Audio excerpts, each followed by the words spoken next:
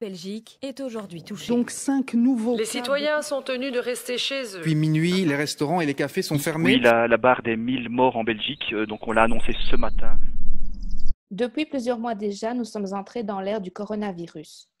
Que de bouleversements dans la vie de tout un chacun, bien sûr, mais aussi et plus particulièrement dans la vie des personnes qui, pour des raisons diverses, vivent dans un lieu d'hébergement souvent collectif.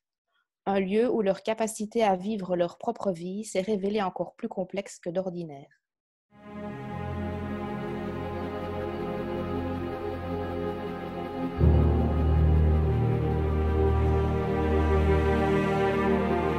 Alors, en fait, j'ai commencé à travailler en accompagnant des personnes en situation de handicap il y a plus de 35 ans maintenant, donc ça fait un bon moment.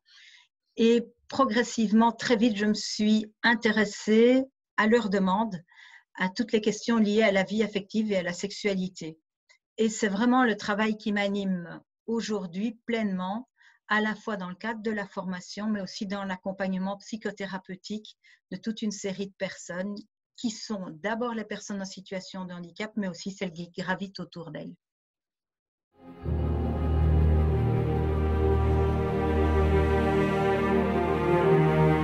Je suis psychologue, j'ai beaucoup travaillé dans le secteur du handicap, sur le terrain comme éducateur et comme directeur. Et depuis une dizaine d'années, je travaille essentiellement sur la question de la sexualité des personnes en situation de handicap, comme formateur et aussi comme animateur de la SBL Aditi WB. Voilà. Et à côté de ça, je suis aussi formateur et praticien en massage, aussi principalement dans le secteur du handicap.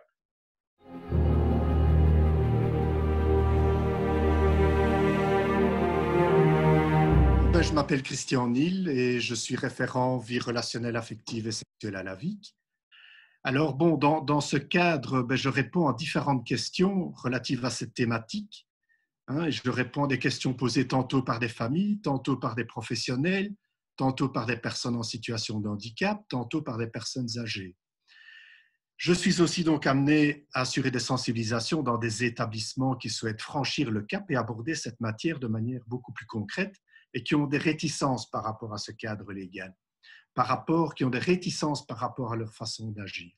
Et donc, je suis là pour ouvrir les portes et rappeler la position de la VIC à ce propos. C'est ainsi que je vais faire quelques sensibilisations dans les écoles qui forment les professionnels, les futurs professionnels, c'est le travail en amont.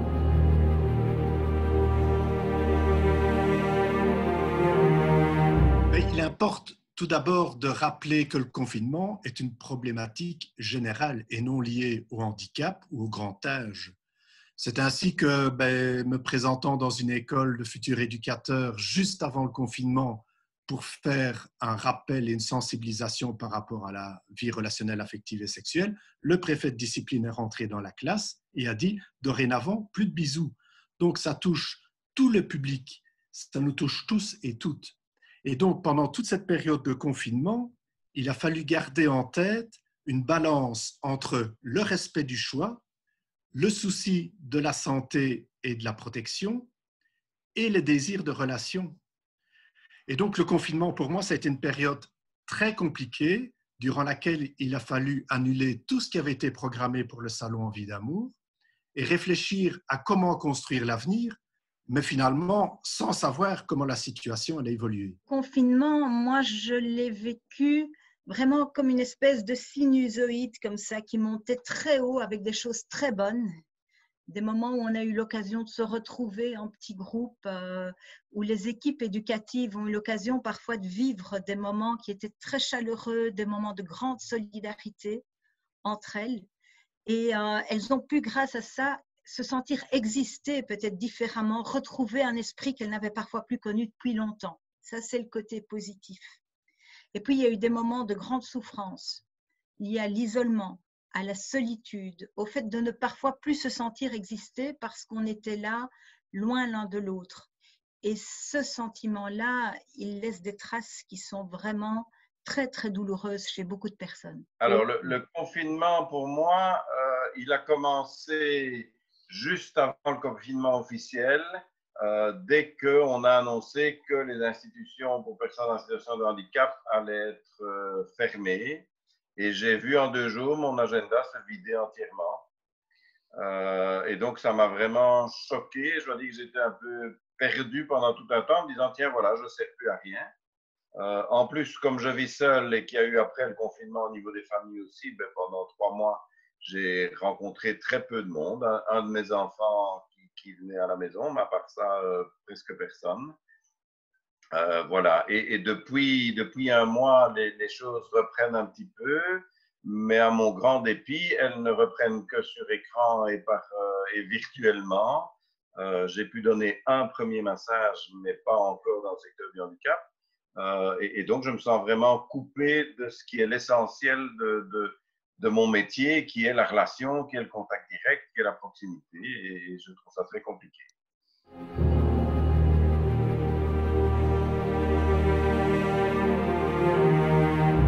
Monsieur et Madame Tout-le-Monde, on a eu le gouvernement qui nous a imposé des restrictions. Et puis chacun s'est conformé avec plus ou moins de bonne volonté aux prescriptions qui ont été données. Les personnes qui vivent en institution n'ont pas du tout eu le choix de se conformer ou pas. On a décidé pour elles et surtout, là où en 2 ou 3 jours, ou parfois encore moins que ça, on a pris la décision de confinement auquel elles ont été confrontées, on constate que lorsque dans la population en général, on déconfine, eh bien, ce n'est pas du tout le cas au niveau des personnes en situation de handicap. Il faudra des semaines pour que les services mettent en place l'autorisation de sortir, de prendre l'air, de retrouver les gens qu'on aime, et tout ça sous des conditions qui sont beaucoup, beaucoup plus exigeantes que celles de Monsieur, Madame, tout le monde. Et là, il y a vraiment quelque chose qui vient m'interroger par rapport au vécu de la société et au vécu de personnes handicapées. C'est que personnes handicapées, oui, et j'utilise le mot handicapé à ce moment-là, je m'en rends compte. C'est comme si on venait remettre du handicap là où il y en a déjà. Et ça me met en colère. Je me dis qu'il y a quelque chose de profondément injuste à cet endroit-là. Et je ne l'admets pas. Les consignes sont claires maintenant. Le déconfinement, c'est pour tout le monde, y compris pour les personnes en situation de handicap. Alors, je pense qu'il y en a pour qui le confinement n'a pas été fort difficile, là où ils ont vécu dans un environnement chaleureux, qui fonctionnait bien, et où ils ont pu vivre une vie relativement ordinaire sans pouvoir sortir, mais relativement ordinaire. Par contre, il y a toute une série de personnes en situation de handicap qui se sont retrouvées dans des situations plus difficiles, par exemple trop longtemps dans leur famille et donc avec des tensions qui montent au niveau de la famille. Il ne faut pas oublier qu'un certain nombre de familles cherchent une institution pour avoir du répit, et donc pendant 3 mois, il y a du répit.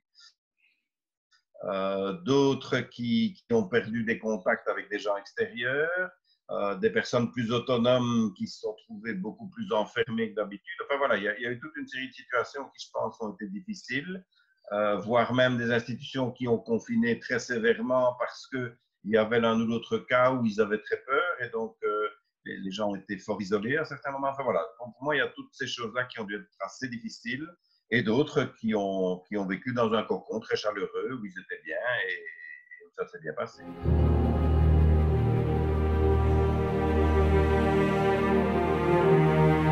Je pense effectivement que les institutions ont besoin d'un accompagnement pour sortir du confinement. Il ne faut pas oublier qu'en début de confinement, il y a eu une peur. Les comportements, les choix ont été dictés par la peur. Il y a une très grande solidarité qui s'est développée au sein des différents services d'hébergement qui avait comme moteur la peur. La peur que ce foutu virus entre dans l'institution. Aujourd'hui, c'est difficile de sortir de cette espèce de cocon qui a été créé dans lequel on a trouvé une espèce de sécurité. On s'est dit, ensemble, on va pouvoir laisser le virus à l'extérieur. Et donc, pour pouvoir s'ouvrir progressivement, il y a besoin d'être accompagné, il y a besoin d'être compris dans cette peur qu'on a vécue, qu'on a traversée. le virus, il nous a tous touchés et d'une manière insidieuse parce qu'on ne savait pas où il était. On ne le voyait pas, mais on savait qu'il pouvait nous toucher.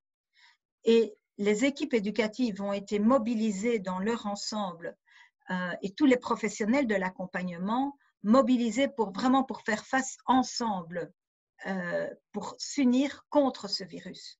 Il y a une telle solidarité qui a été là que ouvrir maintenant, ça fait peur, comme si on risquait de perdre quelque chose qui, malgré le virus, a été bon à ce moment-là. Et tu vois, il y a cette espèce de balance qui est là entre on a vécu des choses tellement dures et en même temps on y a tenu ensemble qu'on ne voudrait pas lâcher trop vite.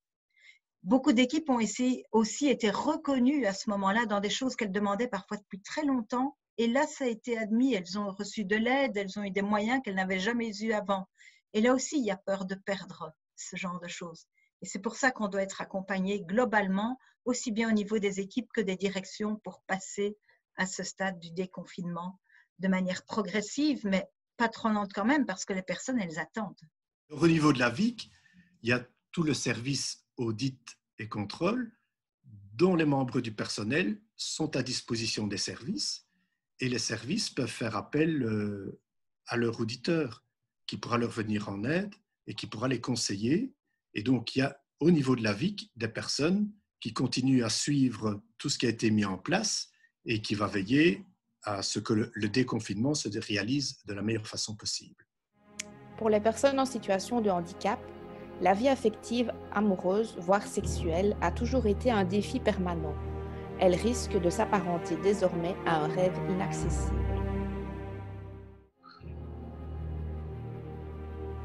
Témoignage de Nathalie. On ne nous voit plus ensemble. Est-ce qu'on est encore amoureux? Je n'embrasse plus mon amoureux. Je ne le vois que par Skype. Mais Nathalie, elle nous dit on ne nous voit plus ensemble. Est-ce qu'on est encore amoureux? Et beaucoup de personnes qui ont une déficience intellectuelle se basent aussi sur ce qui est vu. Parce que j'existe aussi dans le regard de l'autre. On est tous comme ça. Mais les personnes qui ont cette déficience intellectuelle se sentent aussi exister parce qu'on les voit ensemble. Donc, j'existe en couple quand on me voit avec mon partenaire ou avec ma partenaire. C'est un petit peu là l'enjeu. Et donc, il y a toute une question qui se pose.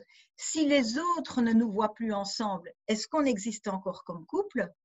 Mais aussi, si mon partenaire ne me voit plus, si on n'a plus l'occasion de se côtoyer, est-ce qu'on existe encore comme couple? Est-ce qu'on est encore amoureux?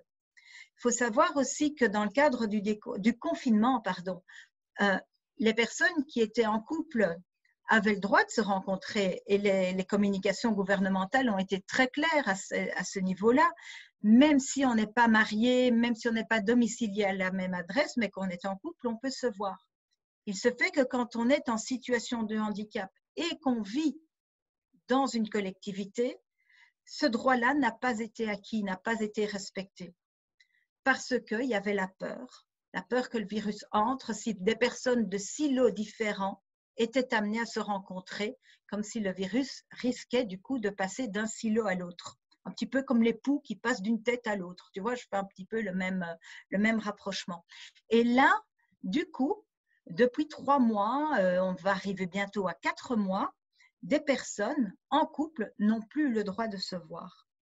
Et on sait combien c'est douloureux de ne pas rencontrer la personne qu'on aime et uniquement de se voir par téléphone, par Skype, WhatsApp et autres. Et à cet endroit-là, il y a vraiment quelque chose qui reste très complexe. Et des personnes qui vivent en dehors d'une institution peuvent reprendre petit à petit une vie plus sociale, plus normale. Mais quand on est en institution, rencontrer son amoureux aujourd'hui relève encore du parcours du combattant. Bonjour. Je me permets de t'envoyer un mail ne pouvant pas te voir pour le moment à cause du virus, en espérant que cela ne sera pas trop long. J'espère qu'on se verra dans quelques mois. Je te fais de gros bisous. Alors, le premier message de Jean-Paul, d'abord, on peut remarquer que ça sort un peu des règles, puisqu'en principe, dans l'accompagnement sexuel, le seul contact prévu, c'est la demande de rendez-vous. Or, ici, il demande des nouvelles, il essaye de renouer le contact. Donc, on sent bien qu'au-delà du strictement sexuel, il y a une relation personnelle qui s'est installée entre eux. Et il est surtout en demande, alors il le fait très gentiment dans son message, mais il est surtout en demande que quand est-ce qu'on va se revoir. Il a vraiment besoin de ces moments de rencontre dans la sexualité. Bonjour. Jean-Paul a eu des propos sexuels envers mes collègues féminines. Ce n'est plus normal. Si c'est possible, veux-tu lui parler? Peut-être ça va aider si c'est toi qui lui dis quelque chose par rapport à ses comportements. Là, je disais donc que dans les contacts entre l'éducateur et l'accompagnante sexuelle, on voit que Jean-Paul développe apparemment pour la première fois des comportements dérangeants pour les soignantes qui l'entourent en ayant des attitudes de harcèlement sexuel vis-à-vis d'elles. Et donc, ça montre bien aussi que la sexualité, pour toute personne, c'est un vrai besoin et que la privation qui a été créée par le confinement amène ce jeune homme à ne plus pouvoir tenir et à devoir faire comprendre qu'il est en souffrance, qu'il est en manque, par des attitudes évidemment qui ne sont pas tout à fait adaptées. Et alors, ce qui est intéressant aussi, c'est que l'éducateur demande à l'accompagnante sexuelle de contacter ce monsieur pour essayer, en le rassurant sur le fait qu'elle ne reviendra, pour essayer de mettre fin à ces comportements qui sont dérangeants pour l'entourage. J'en ai marre de vivre enfermée. Je suis le plus autonome de mon institution et tous mes amis sont à l'extérieur. Je ne peux plus voir mon psychologue. Je remue tous mes problèmes dans ma tête sans savoir à qui parler. Les chevaux, le jardin, c'est bien, mais je n'en peux plus. Ma vie est finie, je vais péter les plombs. Je suis seule dans ma chambre, je n'ai même pas l'énergie d'appeler un éducateur. Qu'est-ce que le gouvernement a dit aujourd'hui? Quand est-ce que tu pourras venir? Quand est-ce que je pourrai sortir? Je n'en peux plus. Alors voilà, je suis aussi psychologue externe pour certaines institutions et donc j'ai des suivis psychologiques avec certaines personnes. Et j'ai gardé avec ce jeune homme un contact par téléphone, mais c'était visiblement pas suffisant. Il faut savoir, c'est quelqu'un d'assez autonome qui vit dans une institution où il y a pas mal de personnes handicapées, beaucoup moins autonomes que lui. Et donc, il s'est retrouvé à peu près seul avec son profil dans son institution, bien aidé par l'équipe, mais coupé de toutes ses activités habituelles et de ses sorties, et coupé aussi de son psychologue qu'il voulait revoir. Et comme c'est quelqu'un qui, au moment où il ne se sent pas bien, finit par avoir des idées suicidaires, bah, il m'a envoyé un message et il m'a rappelé en disant « Ma vie est finie, j'en peux plus, j'en ai marre, je ne tiendrai pas. » Voilà. Et il était aussi beaucoup à la recherche d'informations et assez dépité de voir que les citoyens ordinaires pouvaient de nouveau bouger, mais que lui n'était toujours bloqué dans son institution parce que ce n'étaient pas les mêmes règles, alors que son handicap fait qu'il a plutôt le profil du citoyen ordinaire et que je ne vois pas très bien pourquoi il serait une personne à risque. Il est jeune, il est IMC, il n'a pas de problème de santé. Donc, en soi, pour moi, il n'était pas une personne à risque. Il marche et il parle autrement que les autres, mais à part ça, il ne présente aucun autre risque.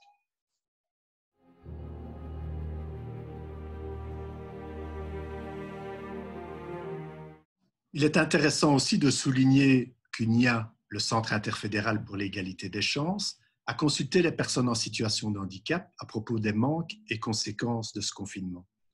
Et sachez que la vie relationnelle, affective et sexuelle est le domaine qui a été le plus mentionné parmi les manques auprès des personnes en situation de handicap.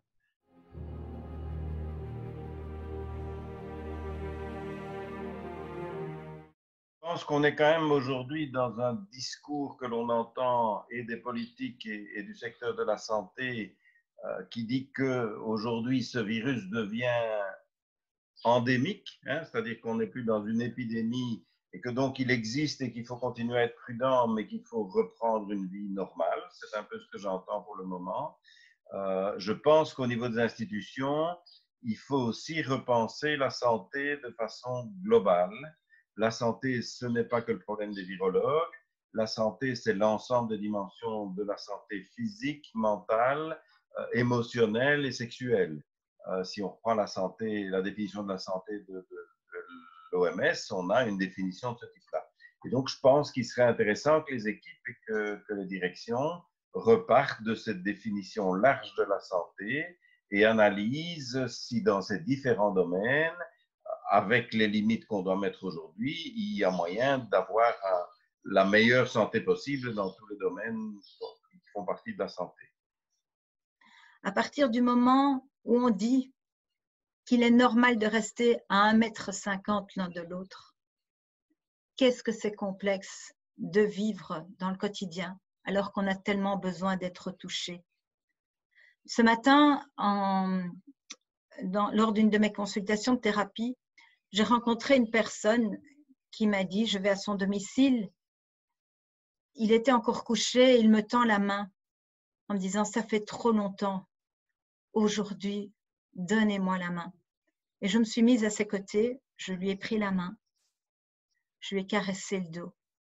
Il m'a dit, mais comme c'est bon, j'attends depuis si longtemps, j'ai besoin d'être touché, j'ai besoin d'être pris dans les bras. Vous vivez, votre main est chaude, vous existez et j'existe avec vous. Enfin, nous sommes de nouveau deux. Avec vous, j'existe. C'était tellement poignant de le voir comme ça, que passer au-delà des barrières de sécurité pour retrouver le sentiment d'être et d'exister, c'est fondamental. Osons aller à la rencontre des personnes dans leur besoin de vivre et d'être touchés, chacun là où ils sont. Et ne nous mettons pas comme des arbitres disant « non, toi tu ne peux pas » ou « oui, toi tu peux ». Faisons confiance à chaque personne. Les personnes sentent ce qui est bon pour elles et elles peuvent vivre comme toi et moi.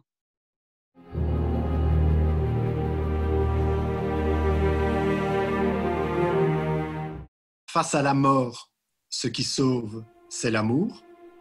Donc redonnons vie à la relation, à l'amour, à la vie.